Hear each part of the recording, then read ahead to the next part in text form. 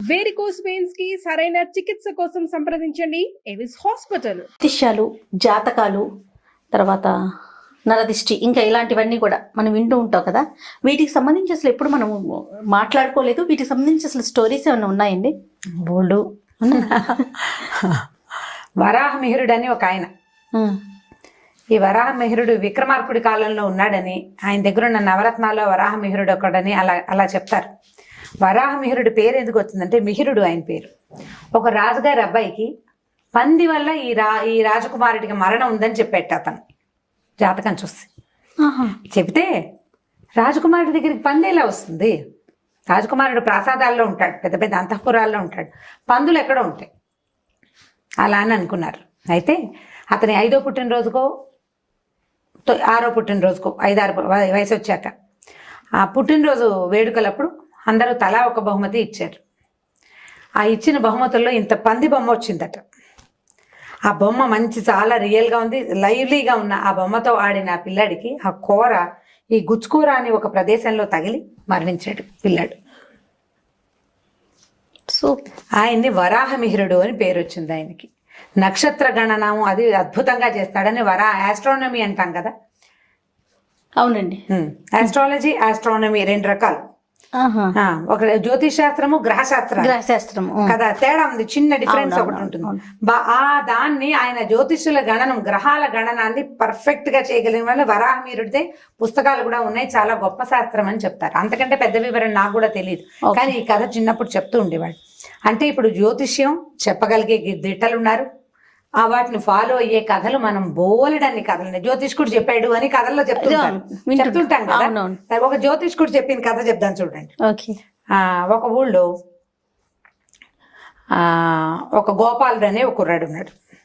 ఈ గోపాలుడు ఏంటంటే కొంచెం బుద్ధిమంతుడు, కాస్త చదువుకున్నాడు, పొలం పుట్ర ఏవో ఉన్నాయి. అయితే అమ్మ నాన్న ఏమన్నారంటే, పిల్లాడు పెద్దవాడు అయ్యాడు, పెళ్లి చేస్తామన్నారు. పెళ్లి చేస్తామంటే ఈ అబ్బాయి కొంచెం జాతకాల నమ్మకం ఎక్కువ. అయితే ఈ పిల్లాడికి ఓ సంబంధం కుదిర్చారు. పిల్ల పేరు లావణ్య. పిల్ల అందంగా ఉంది, చక్కగా బాగుంది. ఈ పిల్లాడు ఏం చేశాడు, కుర్రాడు ఆ అమ్మాయి జాతకం పట్టుకెళ్ళి తమకు తెలిసిన ఒక పెద్ద జ్యోతిష్య పండితుడి దగ్గరికి వెళ్ళాడు. అయ్యా, ఈ అమ్మాయి పెళ్లి సంబంధం చూసారండి, ఈమెను పెళ్లి చేసుకుంటే నాకు ఎలా ఉంటుంది, నా జీవితం ఎలా ఉంటుందో చెప్పండి అన్నాడు. ఆయన ఏమన్నాడు, అట్లా చూశాక ఆయన చెప్పాడు, చాలా బాగుంటుందో, కాకపోతే ఒక ఏడాది పాటు పెళ్ళయ్యాక ఈ అమ్మాయి మొహం చూడకూడదు. నువ్వు ఈ అమ్మాయిని పెళ్లి చేసుకుంటే ఈ అమ్మాయిని అమ్మ అని పిలవాలి, ఆమె చెప్పులు మొయ్యాలి నువ్వు. నీకు రాజయోగం పడుతుంది ఈ పిల్లని చేసుకుంటే. దీనికి ఇదంతా జరగాలంటే, ఈ రాజయోగం పట్టాలంటే మొదటిది ఇందులో ఉన్న దోషం ఏమిటి, నువ్వు అమ్మాయిని అమ్మ అని పిలవాల్సి వస్తుంది, చెప్పులు మొయ్యాల్సి వస్తుంది. కానీ ఇందులో ప్లస్ పాయింట్ ఏంటంటే నీకు రాజయోగం పడుతుంది ఈ అమ్మాయి వల్ల. ఈ 2 జరగాలంటే నీ పెళ్ళైన దగ్గర నుంచి ఏడాది దాకా ఈ అమ్మాయి మొహం చూడకూడదు నువ్వు. ఆమె నీతో మీ ఇంట్లోనే ఉండాలి, కానీ నువ్వు అమ్మాయి మొహం చూడకూడదు. అప్పుడే నీకు రాజయోగం పడుతుంది అని చెప్పాడు. భార్య మొహం చూడకూడదు అంటే ఏమిటి, భార్యాభర్తలు సన్నిహితంగా ఉండకూడదు, ఆ అమ్మాయి వచ్చిన అన్నం పెడితే వాడు తినకూడదు, మంచినీళ్ళు ఇస్తే తాకూడదు, ఇలా చేయాలన్నాడు. కానీ రాజయోగం పడుతుందని చెప్పాడు చూడు. ఇవి 2 విరుద్ధమైన భావాలు కలిగి ఉన్నప్పటికీ వీడికి అది నచ్చింది. రాజయోగం పడుతుంది అంటే ఇది ఉందన్నమాట. అవునండి, నా చిన్నపుట్ట నేను ఒక చెట్టు కింద పడుకుంటే మా అమ్మ పని చేసుకుంటోంది పొలంలో, ఒక పాము నాకు పడగబట్టిందండి. అప్పుడు కోయవాడు చెప్పాడు, పాము పడగబట్టింది, వీడికి కోట్లకు పడగెత్తాడు, 20 రాజు అవుతాడంటే మా అమ్మ చాలా నవ్వుకుంది. అందరికీ చెప్పేది నా చిన్నప్పుడు. అంటే రాజయోగం ఉందన్నమాట నా జాతకంలో. ఈ అమ్మాయిని చేసుకుంటే కలుగుతుంది అనమాట. కాబట్టి ఈ అందగతిని చేసుకోవాల్సిందేనని ఆ పిల్లని పెళ్లి చేసుకున్నాడు. పెళ్లి చేసుకున్నాడు. పెళ్లి చేసుకున్నాక ఆ అమ్మాయి ఎదురొచ్చినా తలకాయ తిప్పి ఆ పిల్లకేసి చూసేవాడు కాదు అతను. అమ్మాయికి విషయం తెలియదు. ఆ అమ్మాయికి ఏం తెలుసు, అమ్మాయి గది వాళ్ళ ఇంట్లో ఎవరికీ తెలియదు. వాడు దుమదుమలు ఆడుకుంటూ అటు ఇటు తిరుగుతుండేవాడు, ఏమీ మాట్లాడేవాడు కాదు. వీళ్ళిద్దరికి ఒక పెద్ద గది, ఒక పెద్ద ఇల్లు ఉన్నాయి. ఆ గదిలో వాళ్ళు ఎలా ఉన్నారు, ఆ ఇంట్లో వాళ్ళు ఎలా ఫ్రెండ్లీగా ఉన్నారా లేదా అనే సంగతి ఎవరికీ తెలియదు. ఆ అమ్మాయి కొద్దిగా మితభాషి, ఓ ఏడ్చి గల్లంతు చేసే రకం కాదు. ఈ భర్తకి ఏదైనా సమస్య ఉందనుకుని ఆ అమ్మాయి ఏం చేసేది, ఆయన వెనకాల తిరిగేది, మంచినీళ్ళు అందించడానికి ట్రై చేసేది, వంట చేసి పెట్టేది. ఏం చేసి పెట్టా అక్కడ పెడితే తినేవాడు, కానీ కంచాలు పెడితే తినేవాడు కాదు. కొన్నాళ్ళు గడిచినాయి. ఆ అమ్మాయి ఎదురొచ్చినా సరే మాట్లాడేవాడు కాదు. మరి ఏడాది ఉండమన్నాడు.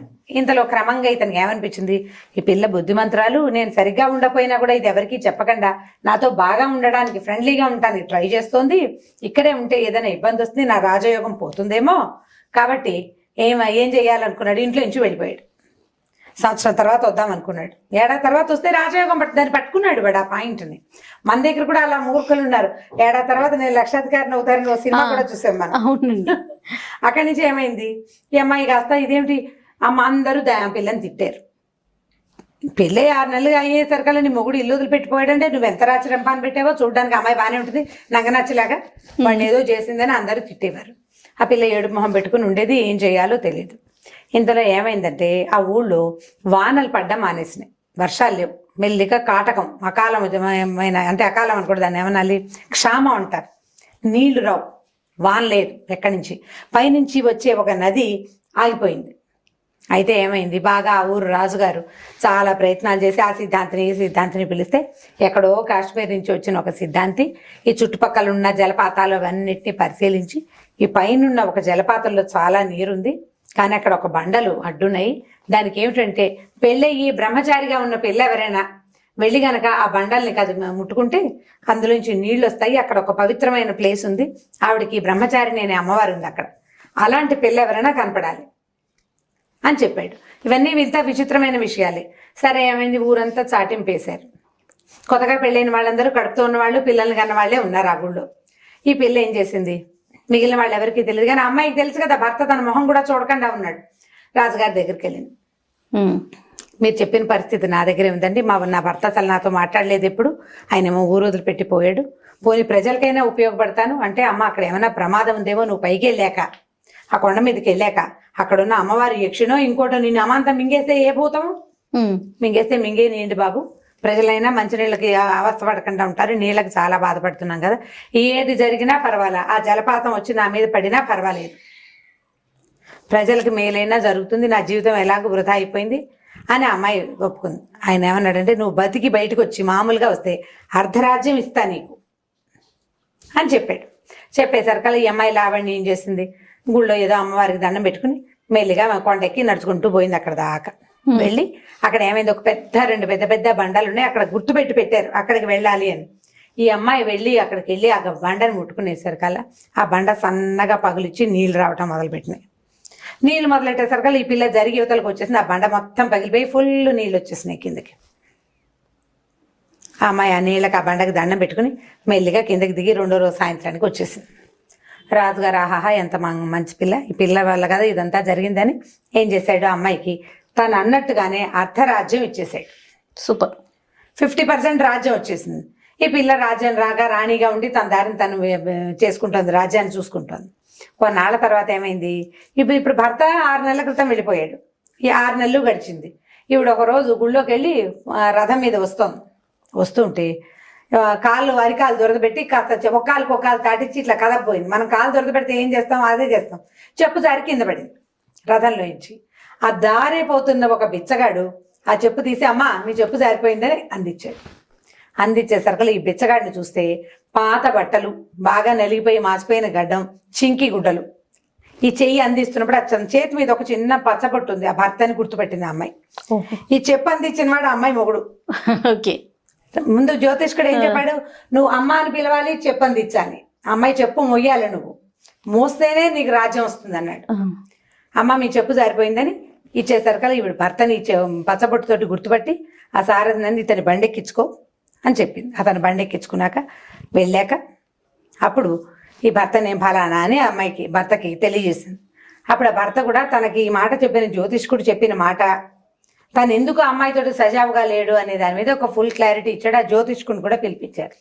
ఆయన నేను చెప్పాను జాతకంలో ఇది ఉంది అందుకే చెప్పానని చెప్పాడు.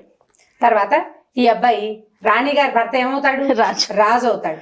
ఆటోమేటిక్గా వీడికి రాజయోగం వచ్చేసింది, రాజు అయిపోయాడు. ఇప్పుడు జ్యోతిష్యం నిజమైనట్టా కాదా? ఖచ్చితంగా అవును కదా. సిద్ధాంత్ చెప్పాడు, ఇలా బ్రహ్మచారిగా ఉన్న ఒక పిల్ల కనుక పైకి వెళ్ళి ముట్టుకుంటే నీళ్లు పడతాయి, నీళ్ళు వచ్చినాయి కదా. సో అది కూడా కరెక్ట్. ఇప్పుడు శాస్త్రం ఎప్పుడూ తప్పు కాదు. ఒకవేళ ఏదైనా తప్పు అయితే చెప్పేవాడిది తప్పు. మనకి ఆ జ్యోతిష్యం చెప్పిన వాడు సరైన వాడు కాదు, వాడికి రాదు, వాడు చదువుకోలేదు, వాళ్ళకి మోసం చేసే ప్రవృత్తి ఉంది, అంచేత మనం మోసపోతాం. కానీ శాస్త్రం ఖచ్చితంగా నిజంగా ఉంది, ఎందుకంటే జ్యోతిష్యం వేదం నుంచి వచ్చింది, అవును. అందులో ఎలాంటి డౌటు లేదు. రకరకాలు వస్తాయి కదా, మనం అర్థం చేసుకునే విధానమే మనకి మనం ఈ జ్యోతిష్యానికి మనకి మధ్యలో మనం తెలుసుకోవాలి. ఎక్కడి నుంచి? జ్యోతిష్యం నుంచి తెలుసుకోవాలి.